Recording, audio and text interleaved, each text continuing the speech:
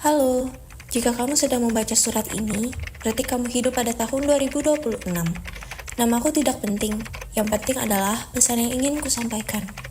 Aku menulis surat ini dari tahun 2055. Aku masih ingat bagaimana kota ini pada tahun 2026. Jumlah penduduknya sekitar 1.000 orang, luas wilayah 10 km persegi, sekolah masih cukup, rumah sakit tidak terlalu ramai, anak-anak masih bisa bermain di taman. Saat itu, banyak orang menganggap pertumbuhan penduduk sebagai sesuatu yang biasa. Tidak ada yang benar-benar memikirkan dampaknya di masa depan. Tahun demi tahun berlalu, jumlah penduduk terus bertambah.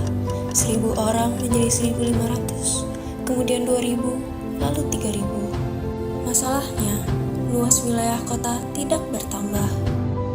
Pertumbuhan penduduk adalah bertambahnya jumlah penduduk dalam suatu wilayah dari waktu ke waktu. Pertumbuhan ini dapat terjadi karena kelahiran lebih banyak daripada kematian maupun karena perpindahan penduduk. Pada kondisi tertentu, pertumbuhan penduduk dapat memberikan keuntungan. Namun, jika pertumbuhannya terlalu cepat, berbagai masalah mulai muncul. Kepadatan penduduk menunjukkan banyaknya penduduk yang tinggal dalam setiap satuan luas wilayah. Semakin banyak orang yang tinggal pada wilayah yang sama, maka semakin tinggi tingkat kepadatannya. Dan inilah yang mulai terjadi pada kotaku. Ketika jumlah penduduk meningkat, jumlah anak usia sekolah ikut bertambah. Namun, pembangunan sekolah tidak mampu mengimbanginya. Kelas menjadi lebih padat dan proses belajar menjadi kurang nyaman. Semakin banyak penduduk, berarti semakin banyak kebutuhan tempat tinggal. Ruang terbuka hijau mulai berkurang.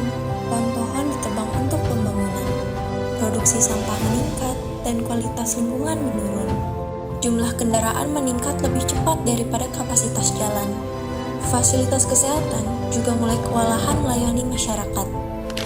Tetapi tunggu, masa depan yang kulihat ini bukanlah takdir. Ini hanyalah satu kemungkinan. Dengan perencanaan yang baik, pertumbuhan penduduk dapat diimbangi dengan pembangunan fasilitas dan pengelolaan lingkungan yang berkelanjutan. Jika kamu hidup di tahun 2026, maka masa depan masih berada di tanganmu. Kepadatan dan pertumbuhan penduduk bukan sekedar angka dalam buku pelajaran.